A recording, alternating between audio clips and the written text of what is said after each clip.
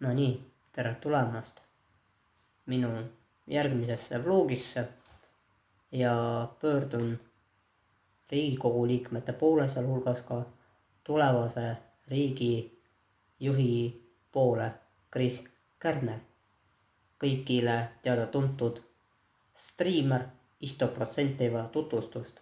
Tegemist on 28-aastase noormehega, kes on oma karjääri alustanud äsja ja vaatasin kokkuvõtvat videot ja see, mida meie nii-öelda Riigikogu liige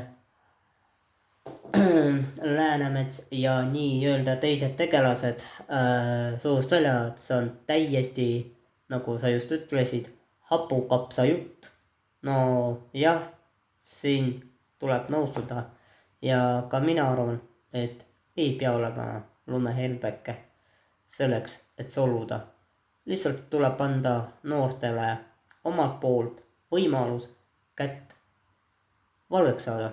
Tuleb anda võimalus kätt proovida muudes aspektides. Mis puudutab sotsialistide teemad, siis minulgi poolest tehku mida tahavad, aga jätku Kris Kärner mängust välja. Omavahel kakkelgu nii palju, kui süda lustib. Minu poolt suured tänud. Jätkuvalt tervitan kõiki Kris Kärneri vaateid ja kindlasti visake subscribe, pange follow ja varsti näeme järgmises vlogis. Ja teiega nagu ikka suurepärane top legend, toetaja ja vaataja Igor Coin.